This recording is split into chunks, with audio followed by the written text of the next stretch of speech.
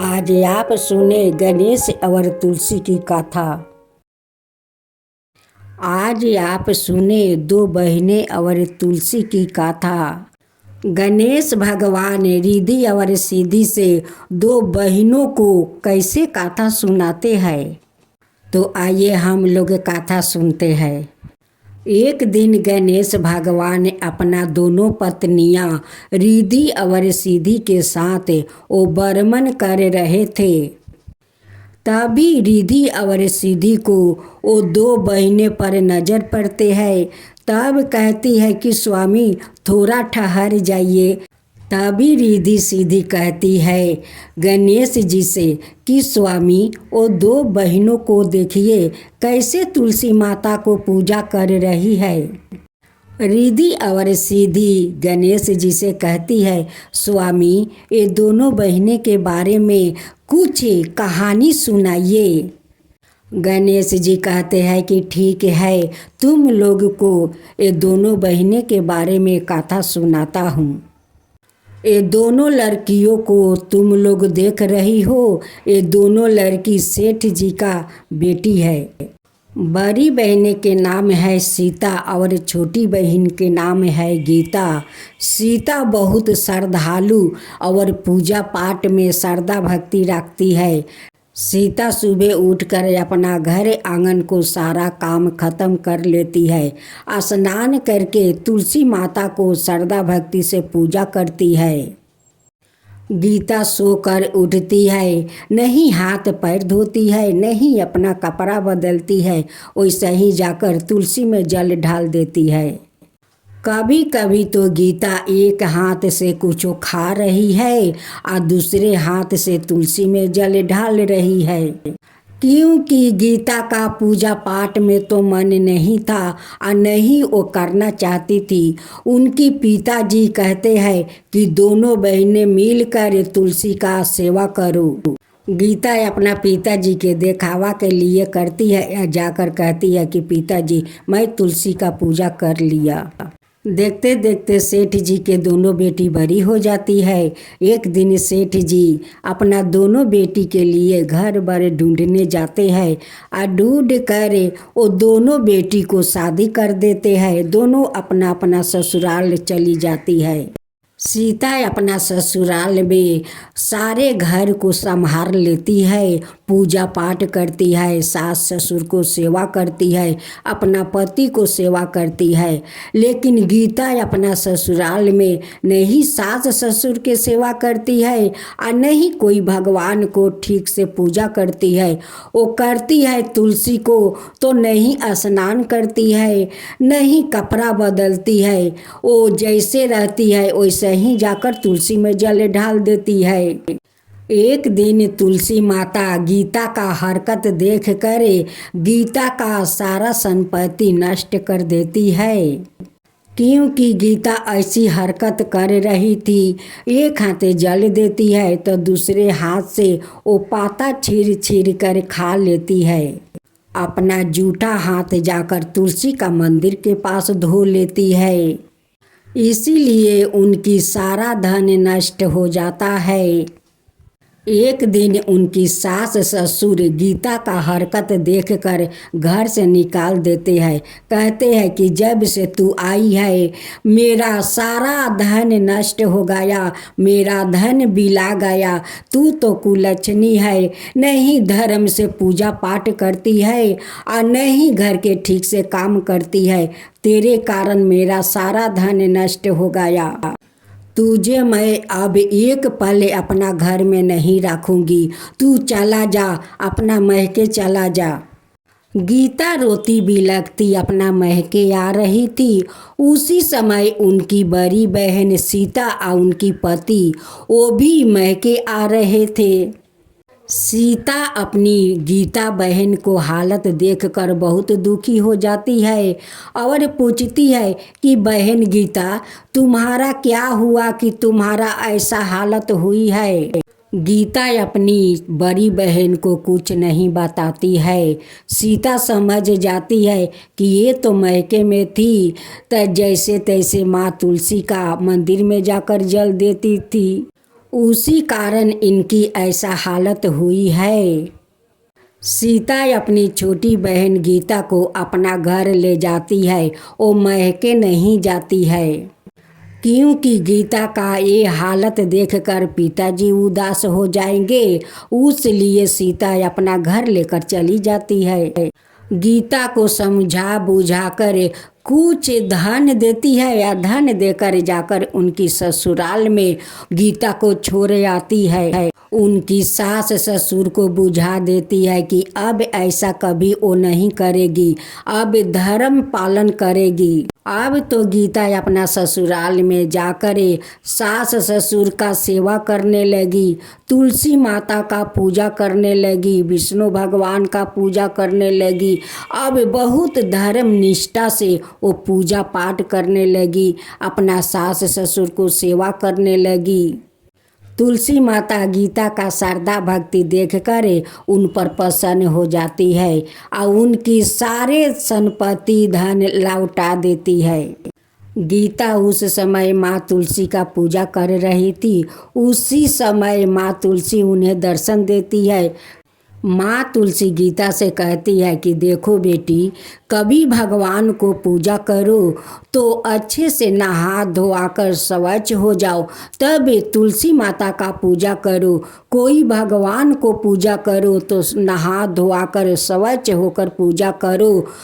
जो मनुष्य धर्म पूर्वक तुलसी माता का पूजा करते हैं, विष्णु भगवान का पूजा करते हैं, उन पर माँ तुलसी प्रसन्न होती है, विष्णु भगवान भी प्रसन्न होते हैं और उनकी सारे इच्छा पूर्ण कर देते हैं। गणेश भगवान रिद्धि और सिद्धि से कहते हैं कि रिद्धि सिद्धि ये दोनों बहनों को देखी माँ तुलसी का कैसे श्रद्धा भक्ति से पूजा करने लगी। उनकी बड़ी बहन अपना छोटी बहन को कितना अच्छा से समझा बुझाकर उनकी ससुराल में जाकर दियाती है और वो जाकर अपना ससुराल में अच्छे से सास ससुर को सेवा करती है, माँ तुलसी का पूजा करती है। और माँ तुलसी उस गीता पर प्रसन्न होकर उनकी सारे धन लौटा देती है। यही है माँ तुलसी और दो बहनें की कहानी। एक कहानी को समझी। रिद्धि सिद्धि कहती है कि हाँ स्वामी, मैं समझ गई। माँ तुलसी सारा देश दुनिया का घर घर में वास लेती है। यही माँ तुलसी का कहानी है। जय माँ तुलसी, जय माँ तुलसी।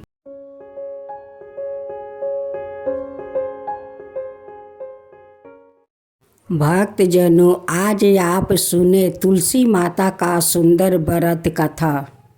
शकुंतला नाम की एक औरत थी। उनकी दो बेटा और एक बेटी थी। बेटी बहुत छोटी थी, बेटे दोनों बड़े थे। बड़े बेटा का शकुंतला तो विवाह करवा चुकी थी, लेकिन उनकी बड़ी बहू अच्छी नहीं थी। शकुंतला का बात बड़ी बहू नहीं सुनती और ना कोई भगवान का वो पूजा पाठ करती थी। शकुंतला का तो वयस हो गया था। एक दिन अचानक शकुंतला का ना जाने क्या हो गया, कांपते कांपते वो बेचारी अपाहिज हो गई। तब से शकुंतला वो बैसाखी पर चलती थी। बैसाखी उनकी सहारा था। शकुंतला अपना बड़े बेटा से कहती है कि मोहन, देखे मेरे जीवित रहते में तू सोहन का अच्छा लड़की देखकर शादी करवा दे। मैं भी चाहती हूँ कि सोहन का शादी हो जाए और उनकी पत्नी को देख लूँ तो मेरा मृत्यु हो। मोहन कहने लगा कि माँ, मैं तो अपना भाई के लिए लड़की देख चुकी हूँ। वो बहुत सुंदर है और सर्वगुण संपन्न है। वो पूजा पाठ करती है, मुझे पसंद पड़ गया। उसी लड़की से मैं अपना सोहन को शादी करवाऊंगी माँ। माँ पूछती है कि मोहन, उनकी घर द्वार कैसे है और उनकी अवस्था कैसे है। मोहन कहते हैं कि माँ वो लोग गरीब है, उनकी एक ही बेटी है, वो बूढ़ा बाप को देखभाल करती है, कुछ थोड़ा जमीन है वो आदमी लोग के दे देते हैं, वही लोग गाड़ते हैं, आधा अन्न उन्हें देते हैं आधा अनाज वो लोग लेते हैं, वही से उनकी संसार चलता है माँ। शकुंतला का बहू एक दिन सुन लेती है या सुनकर चुपके से उस लड़की का घर पहुंच जाती है और लड़की के पिताजी से कहती है कि आप तो अपना लड़की को मेरे घर में शादी देंगे तो दहेज क्या क्या देंगे। वो बूढ़ा बाप कहते हैं कि बेटी मेरे पास देने के लिए कुछ नहीं है, मेरे पास तो ये मेरा बेटी है, मेरा बेटी सब कुछ है, यही मेरे सब कुछ है, इन्हीं को तो आपको घर में दे दूंगा। बड़ी बहू कहती है कि ऐसा ही कैसे हमारे घर में अपना बेटी को दे देंगे, ये घर है ज़मीन है बेच दीजिए, अब बेचकर मेरा देवर को दहेज दीजिए। सावित्री सुनकर कहती है कि पिताजी मुझे शादी नहीं करना है, जो घर में दहेज लोग मांगते हैं उस घर में मैं शादी नहीं करूँगी। बड़ी बहू जे सावित्री के घर में आकर उनकी पिताजी से वो ज़मीन बेचकर दहेज मांगती है, इसका बारे में तो ना पता था मोहन को और ना पता था सोहन को, किसी को पता नहीं था कि वो चुपके से उनकी घर में जाकर दहेज मांगती है। एक दिन सावित्री का पिताजी आकर मोहन से कहते हैं कि इस घर में मेरी बेटी नहीं आएगी, जिस घर में लोग दहेज मांगते हैं उस घर में नहीं आएगी। मोहन कहने लगे कि पिताजी आपसे कौन मांगा है दहेज, मैं तो आपसे दहेज नहीं मांगा। कहने लगे कि बेटा तेरा पत्नी गई थी, कहती है कि जगह जमीन बेचकर दहेज मेरा देवर को दे दो।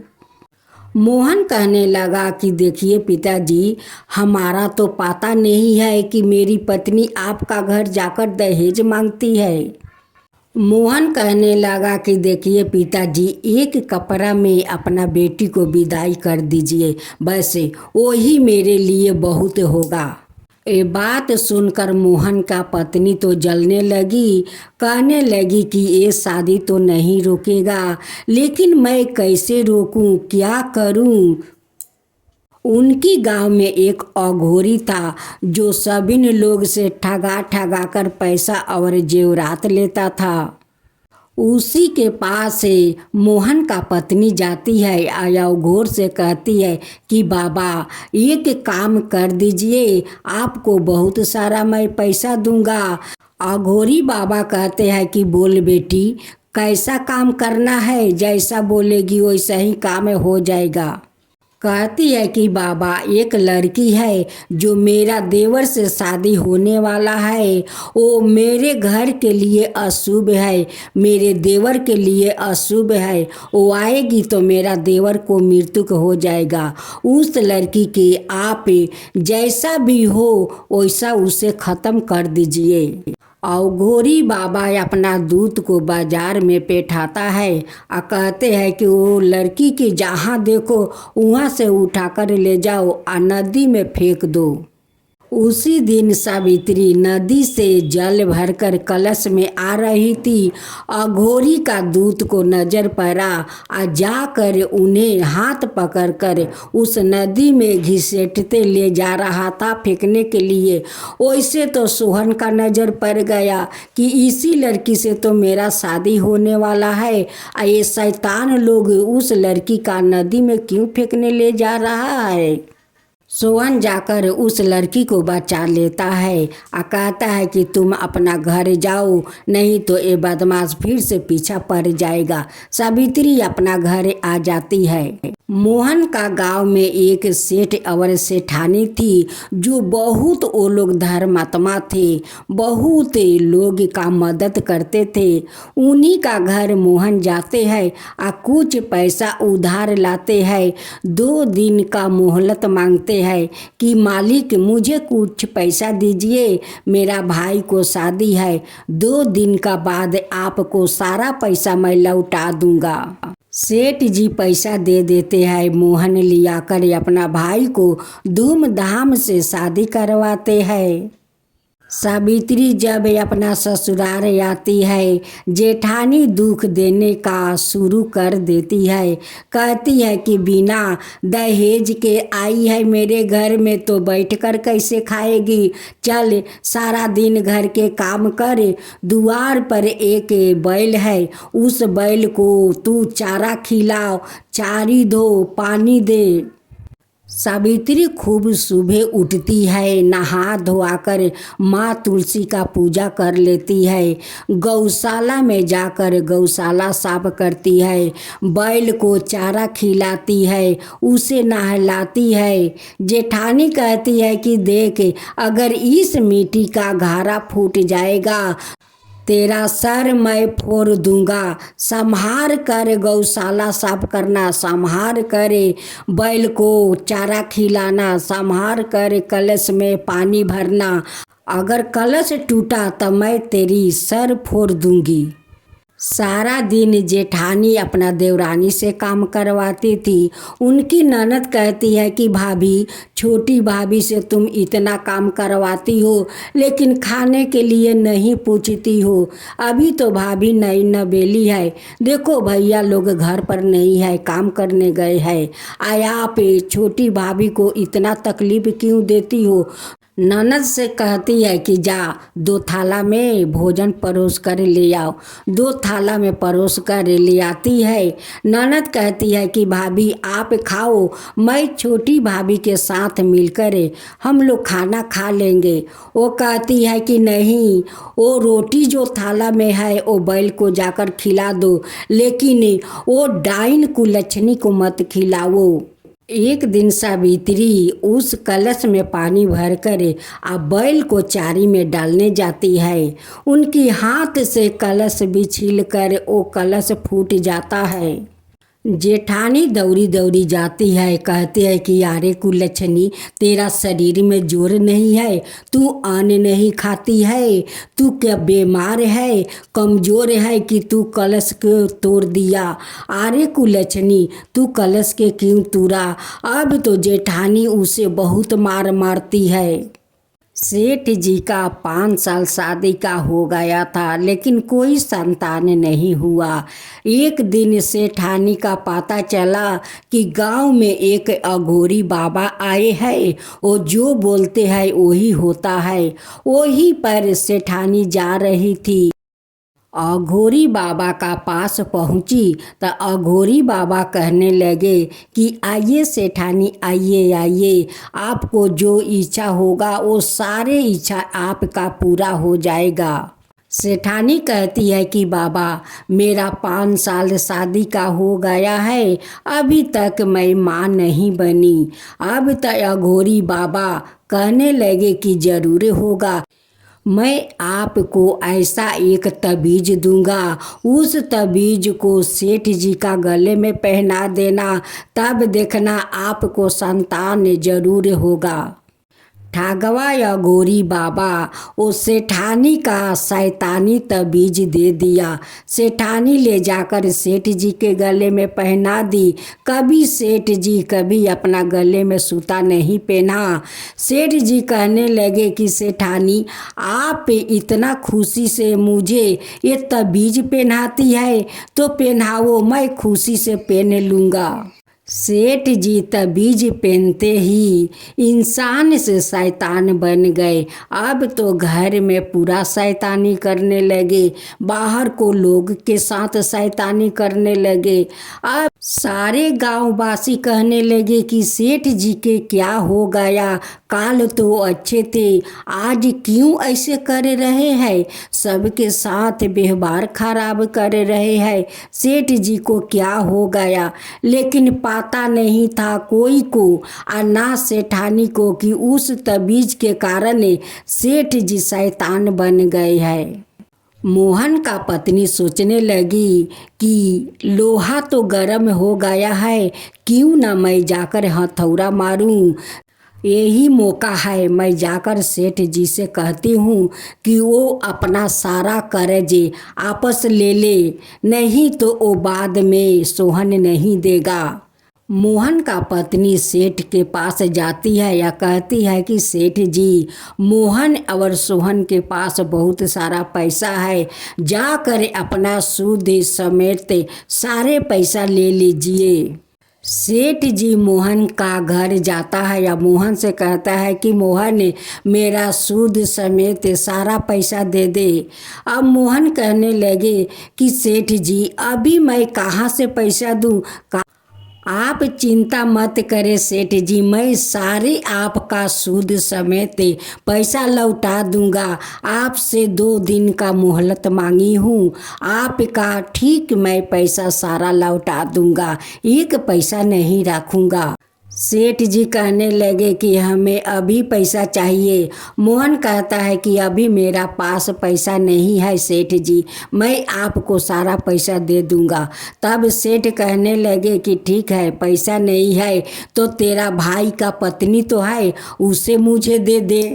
अब तो मोहन और सोहन पूरा गुस्सा हो गया, कहने लगा कि सेठ जी, आप इंसान हो, आप तो धर्मात्मा हो, आपको तो सब लोग भगवान मानते हैं, लेकिन आपको आज क्या हो गया है कि ऐसा अशुभ बात करते हैं। सावित्री सारा गहना अपना पति को देती है या कहती है कि सेठ जी को दे दीजिए। सेठ जी सारा जेवरात लेकर अपना घर चले जाते हैं। यहाँ पर मोहन का पत्नी तो अब बहुत झगड़ा करने लगी, कहने लगी कि ये गहना सारे तेरा बाप दिया है, तेरा तो भिखारी बाप है, दहेज में तो फूटी कौड़ी नहीं दिया, ये सारे जो गहना अपना पति को दिया है कि सेठ को दे दो। ये जानती हो, ये सारे गहना मेरा है, सारे जेवरात मेरा है, आ तू दे दिया सेठ को। अब तो सोहन कहने लगे कि भाभी देखिए, आप इस जेवर के बारे में चिंता मत कीजिए, मैं आज ही बाहर जाऊंगा कमाने, कमा कर आऊँगा, सारा आपको गहना छोड़ा कर ले आऊँगा। भाभी आप चिंता मत कीजिए। सोहन बाहर जाता है कमाने। रास्ते में अघोरी बाबा का दूत उन्हें देख लेते हैं, देख कर जाकर सोहन को इतना मार मारा, इतना मार कि सोहन दोनों आँख से अंधा हो गया और उसी रास्ता में बेहोश पड़े थे। कुछ गांव के लोग देखा तो आकर मोहन से कहता है कि आपका भाई तो बेहोश रास्ता में पड़ा है। मोहन जाता है, अपना भाई को घर ले आता है। इधर मोहन के पत्नी चिल्लाने लगी, कहने लगी कि जब से एक कुलच्छनी आई है तब से मेरा घर में कुछ ना कुछ होता है, मेरे घर में अशुभ होता है, शुभ नहीं होता है। ये मेरे घर के लिए ये अशुभ है, मेरे देवर के ये एक कुलच्छनी अशुभ है। मेरे देवर को देखो, आते आते खाने पर तैयार हो गई, देखो मेरा देवर को क्या हालत हो गया। सावित्री माँ तुलसी के पास जाती है या कहती है कि माँ, तू मुझे अशुभ क्यों बनाया माँ? मैं ये घर में आते आते अशुभ बन गई हूँ। आज देखो मेरा पति अंधा हो गया है, उनकी हालत कितना खराब हो गया है माँ। अगर मेरे में कुछ सत्य है, मेरे पूजा में अगर भक्ति है, तो आप मेरे पति को ठीक कर दो हे तुलसी माता।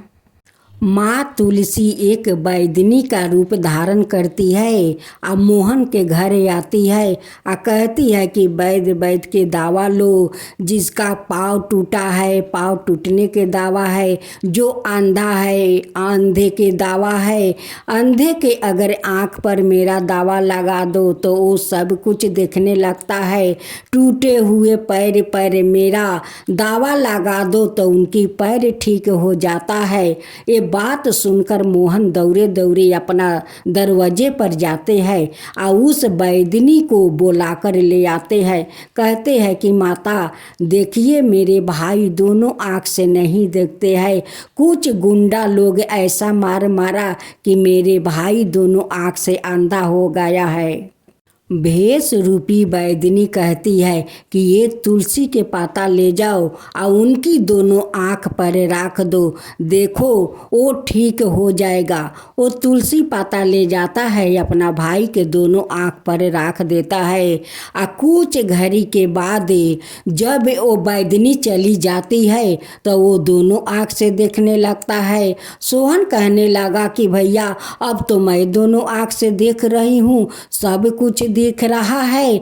अब तो मोहन उस बैदनी बूढ़ी को खोजने बाहर निकल गया कि वो बैदनी माता कहाँ गई, वो बैदनी माता कहाँ गई। वो तो कोई बैदनी माता थी नहीं, वो तो साक्षात माँ तुलसी बैदनी का रूप धारण करके आई थी, अपना भक्त का रक्षा की।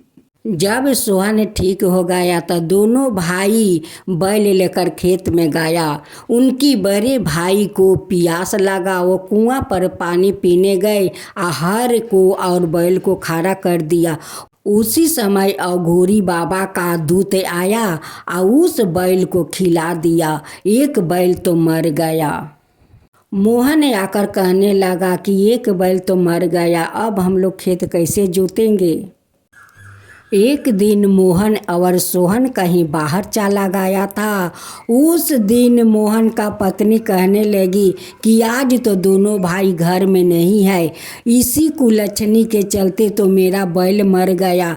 जब से मेरा घर में आई है एक ना एक अशुभ होता जा रहा है। ये अभागिन का मैं खेत में ले जाती हूँ, इसे हाल में लगाकर मैं खेत जोतूंगी। अब तो मोहन का पत्नी सावित्री का चूल का मुट्ठी पकड़ती है और छिछराते हुए खेत में ले जाती है और उन्हें हाल में बांध देती है और बांध कर कहती है कि अभागिन चल ये हाल को टाने, नहीं तो तुझे चाबुक से मारते मारते सारा शरीर के खाल उतार दूंगी। अब तो वो हाल टानती है और वो मारती है, चाबुके मारती है। इतना मार मारी कि सावित्री खेत में बेहोश हो गई। अब बेहोश होते कहती है कि माँ तुलसी। जब सावित्री खेत में बेहोश हो गई, मोहन का पत्नी उसे छोड़कर घर में भाग गई। माँ तुलसी आती है, सारा खेत को वो जोत देती है और सावित्री को होश में ले आती है और लिया कर कहती है कि बेटी उठ उठ उठ बेटी। ओ अपाहिज सासू माँ बैसाखी परे, वो चिल्लाती है कि बड़ी बहू छोटी बहू के मत मार मर जाएगी, वो मर जाएगी। लेकिन बहू कहाँ मानती है, वो तो मारते मारते उन्हें बेहोश कर दिया और करके भाग गई। उसी समय मोहन और सोहन वो आ जाते हैं उसी खेत में। अब तो माँ तुलसी से दर्शन सब कोई का हो जाता है। कहने लगे कि माँ तुलसी आप आकर मेरे सावित्री को रक्षा किया वो डायनी से। माँ तुलसी मोहन से कहती है कि मोहन तुम्हारा पत्नी एक कब से चाल चल रही है। तुम्हारा गांव में एक अघोरी बाबा है जो ठगवा है, सबको ठगाते हैं। वो झूठ बोल बोल कर सभी से पैसा जेवरात लेते हैं। उसी अघोरी के पास तुम्हारा पत्नी गई थी कि सावित्री से शादी ना हो। सावित्री के मारने के लिए अघोरी वो अपना दूत भेजा था कि जाकर उसे नदी में फेंक दो, ना रहेगी और ना सोहन से शादी होगा। ये सब आपका पत्नी बोली थी। सेठ जी तो बहुत इंसान आदमी है, वो तो धर्मात्मा है। सेठानी उस बाबा के पास गई थी कि बाबा मेरा 5 साल शादी हो गया, अभी तक मैं माँ नहीं बनी। वो अघोरी जानते हो, वो जो तबीज दिया है शैतानी तबीज, उसी तबीज को पहनते ही इंसान से वो शैतान बन गया है। जाकर उनकी गले से तबीज खोलकर फेंक दो कि वो इंसान बन जाए। अब तो सेठानी दौड़ी दौड़ी जाती है, अपना पति के गले से तबीज वो तोड़ कर फेंक देती है। अब तो सेठ जी इंसान फिर बन गए। मोहन अपना पत्नी का चूल का मुट्ठी पकड़ता है और बहुत बहुत मार मारता है। उसी चाबुक से कहता है कि इसी चाबुक से तुम सावित्री को मारा था, बेहोश किया था। आज मैं तुझे मारती हूँ, देख तेरा दर्द होता है कि ना। सावित्री जाकर चाबुक पकड़ लेती है या कहती है कि नहीं भैया, छोड़ दीजिए, जेठानी को छोड़ दीजिए, अब वो गलत काम कभी नहीं करेगी। मोहन अपना पत्नी से कहने लगा कि देख देख उसमें दाया कितना है कि मेरा हाथ को चाबुक पकड़ ली तुझे। मोहन का पत्नी कहने लगी कि हे माँ तुलसी, मुझे क्षमा कर दीजिए, इस अभागिन का क्षमा कर दीजिए। मैं आज से आपका पूजा करूँगी, सावित्री के साथ मिलकर पूजा करूँगी माँ, श्रद्धा भक्ति से पूजा करूँगी, आप मुझे क्षमा कर दीजिए। सेठ जी मोहन से कहने लगे कि मोहन, तुम मुझे माफ़ कर दो, मैं तुम्हारे साथ ना, मैं तुम्हारा अपराधी हूँ। आज मेरे कारण इतना कुछ हो गया, सब कुछ हो गया मोहन, मेरे कारण हो गया, तुम माफ़ कर दो। सेठ जी माँ तुलसी से फिर माफ़ी मांगने लगी कि माता मुझे माफ़ कर दीजिए, मेरे कारण आज का भक्त आज इतना तकलीफ़ कर रही है, मुझे माफ़ कर दीजिए। माँ तुलसी सभी को माफ़ कर देती है और कहती है कि जाओ, आज से तुम श्रद्धा भक्ति से मेरे पूजा करो, तुम्हारा संतान जरूर होगा। सेठानी घर जाती है, श्रद्धा भक्ति से माँ तुलसी का पूजा करती है और कुछ दिन का बाद वो माँ बन जाती है। उधर सेठानी माँ बन जाती है, इधर सावित्री माँ बन जाती है। सावित्री कहती है तुलसी माता से कि माता मेरे जेठानी को भी माँ बना दीजिए। 16 दिन तक वो मेरी पूजा और आरती करेगी और 16वां दिन तुम्हारा जेठानी माँ बन जाएगी। कह कर माँ तुलसी अंतर्ध्यान हो जाती है। अब सब लोग मिलकर माँ तुलसी का जयकारा करने लगा कि माँ तुलसी की जय हो, माँ तुलसी की जय हो। सभी ने गाँव वासियों अपना अपना घर में माँ तुलसी को पूजा करने लगा, आरती करने लगे। तुलसी माता की जय हो, तुलसी माता की जय हो।